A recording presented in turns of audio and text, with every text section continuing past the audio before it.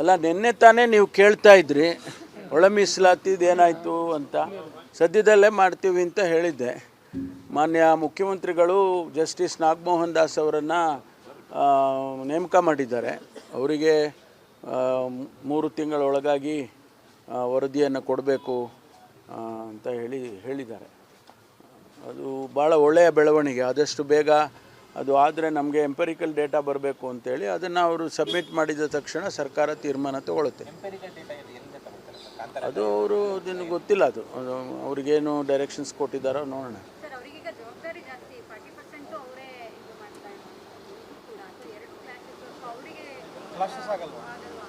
ಇದೇ ಬೇರೆ, ಮ್ಯಾಂಡೇಟೇ ಬೇರೆ ಅಲ್ಲ, ಇದೇ ಬೇರೆ ವಿಷಯ, ಅದೇ ಬೇರೆ ವಿಷಯ. ಅವರಿಗೆ ಬೇಕಾದಂಥ ಸಪೋರ್ಟಿಂಗ್ ಸ್ಟಾಫು ಮತ್ತೊಂದು ಎಲ್ಲ ಕೊಡ್ತಾರೆ.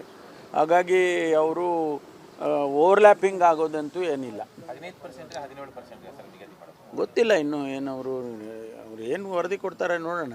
ಮುಖ್ಯಮಂತ್ರಿಗಳು ಒಂದು ಗಂಭೀರ ಆರೋಪ ಮಾಡವ್ರೆ ಸರ್. ಬಿಜೆಪಿ ಅವರು ನಮ್ಮ 50 ಜನ ಶಾಸಕರಿಗೆ ತಲಾ 50 ಕೋಟಿ ಆಮಿಷ ಕೊಟ್ಟಿದ್ದಾರೆ, ಅದಾಗಲಿಲ್ಲ ಅನ್ನೋ ಕಾರಣಕ್ಕಾಗಿ ನನ್ನನ್ನು ಟಾರ್ಗೆಟ್ ಮಾಡಿದ್ದಾರೆ. 50 ಕೋಟಿ ಆಫರ್. ಮಾನ್ಯ ಮುಖ್ಯಮಂತ್ರಿಗಳಿಗೆ ಅವರು ಆ ರೀತಿ ಹೇಳಿಕೆಯನ್ನು ಕೊಡಬೇಕಾದ್ರೆ ಅವರಿಗೆ ಒಂದಿಷ್ಟು ಮಾಹಿತಿ ಇರಲೇಬೇಕು. ಹಾಗಾಗಿ ಅವರು ಹೇಳಿರ್ತಾರೆ. ಅವ್ರು ಹೇಳಿರೋದ್ರಲ್ಲಿ ಅರ್ಥ ಇದೆ. ಭಾರತೀಯ ಜನತಾ ಪಾರ್ಟಿಯವರು ಮತ್ತು ಜನತಾದಳದವರು ಈ ಸರ್ಕಾರವನ್ನು ಅಸ್ಥಿರ ಮಾಡಬೇಕು ಅಂತ ಎಲ್ಲ ಪ್ರಯತ್ನವನ್ನು ಸತತವಾಗಿ ಮಾಡ್ತಾ ಇದ್ದಾರೆ. ಮೂಡ ಮಾಡ್ತಾರೆ, ಇನ್ನೊಂದು ಮಾಡ್ತಾರೆ. ಏನೇ ಒಂದು ಅವರ ಕಾರ್ಯಕ್ರಮ ಇದ್ದರೂ ಕೂಡ ಈ ಸರ್ಕಾರವನ್ನು ಅಸ್ಥಿರ ಮಾಡಬೇಕು ಅಂತ ಹೊರಟಿದ್ದಾರೆ. ಅವ್ರಿಗೆ ಅದು ಸಾಧ್ಯ ಇಲ್ಲ ಅಂತಲೂ ಕೂಡ ಗೊತ್ತಿದೆ. ಆದರೂ ಕೂಡ ಈಗ ಶಾಸಕರಿಗೆ ಆಮಿಷ ತೋರಿಸಿ ಅವರಿಗೆ ಇದೊಂದು ಒಂದು ರೀತಿಯಲ್ಲಿ ಇದು ಒಂದು ಹ್ಯಾಬಿಚುವಲ್ ಇದು ಆಗಿಬಿಟ್ಟಿದೆ. ಮಹಾರಾಷ್ಟ್ರದಲ್ಲಿ 42 ಜನರಿಗೆ ಅವರು ಹಣ ಕೊಟ್ಟು ಮತ್ತೊಂದು ಎಲ್ಲ ಮಾಡಿ ಅವ್ರನ್ನ ತಗೊಂಡ್ರು ಅಂತೇಳಿ ಅಲ್ಲಿ ಹೇಳ್ತಾರೆ. ಅದೇ ರೀತಿ ಅವರು ಸರ್ಕಾರ ಅಲ್ಲಿ ಕೆಡವಿದ್ರು, ಸರ್ಕಾರ ಮಾಡಿಕೊಂಡ್ರು. ಇಲ್ಲಿ ಹಿಂದೆಲ್ಲ ಮಾಡಿದ್ದಾರೆ. ಈಗಲೂ ಕೂಡ ಆ ಪ್ರಯತ್ನ ಮಾಡ್ತಾ ಇರ್ಬೋದು. ಮಾನ್ಯ ಮುಖ್ಯಮಂತ್ರಿಗಳ ಗಂಭೀರ ಆರೋಪದಲ್ಲಿ ಖಂಡಿತವಾಗಿ ಏನಾದರೂ ಮಾಹಿತಿ ಇರಲೇಬೇಕು. ಸದೃಢ ಸರ್ಕಾರವನ್ನು ಬೀಳಿಸುವಂಥ ಕೆಲಸ ಮಾಡ್ತಾರೆ ಅನ್ನೋದಾದರೆ ಪ್ರಜಾಪ್ರಭುತ್ವದಲ್ಲಿ ಹೇಗೆ? ಅದು ಜನ ತೀರ್ಮಾನ ಮಾಡಬೇಕು.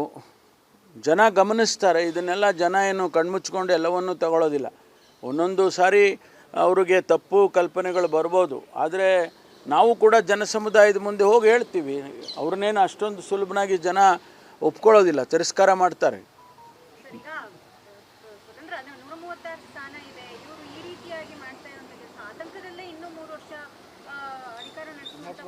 ಅಲ್ಲ, ನಾವೇನು ಆತಂಕ ಇಲ್ಲ, ನಮಗೆ ಆತಂಕ ಏನಿಲ್ಲ. ನಾವು ಅದನ್ನು ಎದುರಿಸ್ತೇವೆ. ನಾವು ಸರ್ಕಾರವನ್ನು ಅಸ್ಥಿರ ಮಾಡೋದಕ್ಕಾಗಲಿ ಸರ್ಕಾರ ಕೆಡವೋದಕ್ಕೆ ಬಿಡೋದಿಲ್ಲ.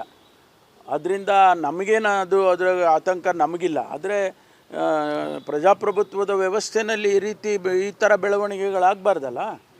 ಇಷ್ಟೊಂದು ದೊಡ್ಡ ಮ್ಯಾಂಡೇಟನ್ನು ಕೊಟ್ಟರೆ ಒಂದು ಪಕ್ಷಕ್ಕೆ ಅದನ್ನು ಇವರು ಈ ರೀತಿ ಮಾಡೋದು ಸರಿ ಕಾಣಿಸೋದಿಲ್ಲ. ಜನಗಳ ಮುಂದೆ ಹೋದಾಗ ಅವ್ರು ಹೇಳ್ಕೊಳ್ಳಿ, ಏನಾದರೂ ನಮ್ಮಲ್ಲಿ ತಪ್ಪುಗಳಿದ್ದರೆ ಜನಗಳ ಮುಂದೆ ಹೇಳಿ ಜನ ತೀರ್ಮಾನ ಮಾಡ್ತಾರೆ. ಆದರೆ ಈ ರೀತಿ ಮಾಡೋದು ಪ್ರಜಾಪ್ರಭುತ್ವ ವ್ಯವಸ್ಥೆಯಲ್ಲಿ ಸರಿ ಇಲ್ಲ.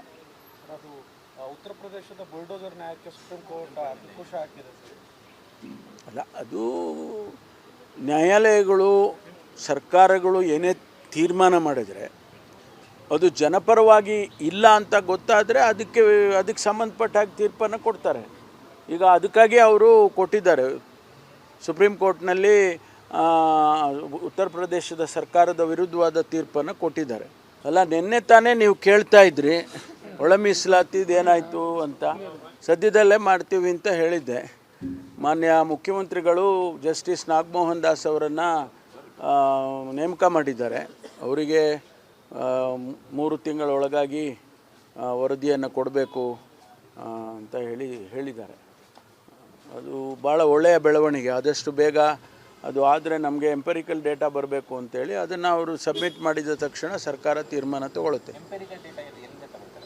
ಅದು ಅವರು ಅದನ್ನು ಗೊತ್ತಿಲ್ಲ, ಅದು ಅವ್ರಿಗೇನು ಡೈರೆಕ್ಷನ್ಸ್ ಕೊಟ್ಟಿದ್ದಾರೋ ನೋಡೋಣ.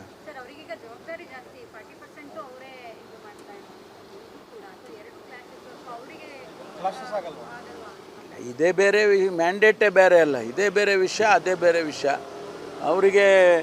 ಅವರಿಗೆ ಬೇಕಾದಂಥ ಸಪೋರ್ಟಿಂಗ್ ಸ್ಟಾಫು ಮತ್ತೊಂದು ಎಲ್ಲ ಕೊಡ್ತಾರೆ. ಹಾಗಾಗಿ ಅವರು ಓವರ್ಲ್ಯಾಪಿಂಗ್ ಆಗೋದಂತೂ ಏನಿಲ್ಲ. 15% 17% ಸರ್ ನಿಗದಿ ಮಾಡೋದು. ಗೊತ್ತಿಲ್ಲ ಇನ್ನು ಏನು ಅವರು ಏನು ವರದಿ ಕೊಡ್ತಾರೆ ನೋಡೋಣ ಅಂತ. ಮುಖ್ಯಮಂತ್ರಿಗಳು ಒಂದು ಗಂಭೀರ ಆರೋಪ ಮಾಡವ್ರೆ ಸರ್. ಬಿಜೆಪಿ ಅವರು ನಮ್ಮ 50 ಜನ ಶಾಸಕರಿಗೆ ತಲಾ 50 ಕೋಟಿ ಆಮಿಷ ಕೊಟ್ಟಿದ್ದಾರೆ, ಅದಾಗ್ಲಿಲ್ಲ ಅನ್ನೋ ಕಾರಣಕ್ಕಾಗಿ ನನ್ನನ್ನು ಟಾರ್ಗೆಟ್ ಮಾಡಿದ್ದಾರೆ.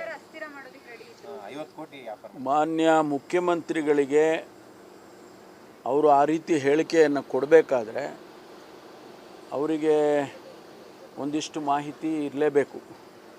ಹಾಗಾಗಿ ಅವರು ಹೇಳಿರ್ತಾರೆ. ಅವ್ರು ಹೇಳಿರೋದ್ರಲ್ಲಿ ಅರ್ಥ ಇದೆ.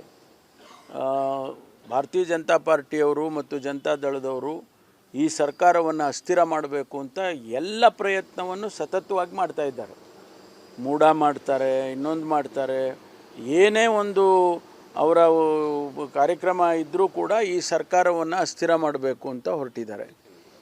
ಅವ್ರಿಗೆ ಅದು ಸಾಧ್ಯ ಇಲ್ಲ ಅಂತಲೂ ಕೂಡ ಗೊತ್ತಿದೆ.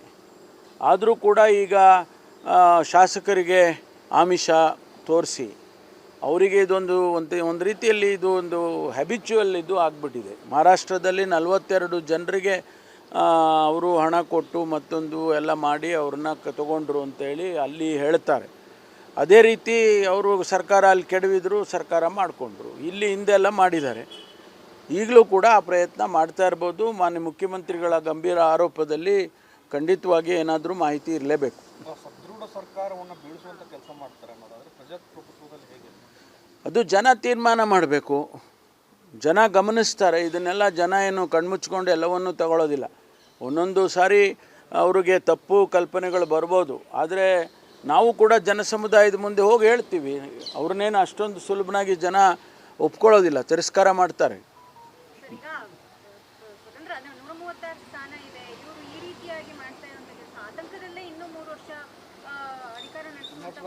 ಅಲ್ಲ, ನಾವೇನು ಆತಂಕ ಇಲ್ಲ, ನಮಗೆ ಆತಂಕ ಏನಿಲ್ಲ. ನಾವು ಇದನ್ನು ಎದುರಿಸ್ತೇವೆ.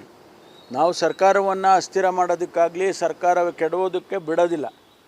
ಅದರಿಂದ ನಮಗೇನು ಅದರ ಆತಂಕ ನಮಗಿಲ್ಲ. ಆದರೆ ಪ್ರಜಾಪ್ರಭುತ್ವದ ವ್ಯವಸ್ಥೆಯಲ್ಲಿ ಈ ಥರ ಬೆಳವಣಿಗೆಗಳಾಗಬಾರ್ದಲ್ಲ.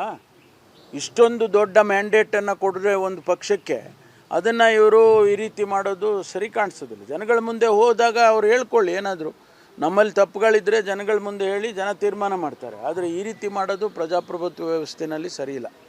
ಅದು ಉತ್ತರ ಪ್ರದೇಶದ ಬುಲ್ಡೋಜರ್ ನ್ಯಾಯಕ್ಕೆ ಸುಪ್ರೀಂ ಕೋರ್ಟ್ ಅಂಕುಶ ಹಾಕಿದೆ. ಅಲ್ಲ, ಅದು ನ್ಯಾಯಾಲಯಗಳು ಸರ್ಕಾರಗಳು ಏನೇ ತೀರ್ಮಾನ ಮಾಡಿದರೆ ಅದು ಜನಪರವಾಗಿ ಇಲ್ಲ ಅಂತ ಗೊತ್ತಾದರೆ ಅದಕ್ಕೆ ಸಂಬಂಧಪಟ್ಟ ಹಾಗೆ ತೀರ್ಪನ್ನು ಕೊಡ್ತಾರೆ. ಈಗ ಅದಕ್ಕಾಗಿ ಅವರು ಕೊಟ್ಟಿದ್ದಾರೆ. ಸುಪ್ರೀಂ ಕೋರ್ಟ್ನಲ್ಲಿ ಉತ್ತರ ಪ್ರದೇಶದ ಸರ್ಕಾರದ ವಿರುದ್ಧವಾದ ತೀರ್ಪನ್ನು ಕೊಟ್ಟಿದ್ದಾರೆ.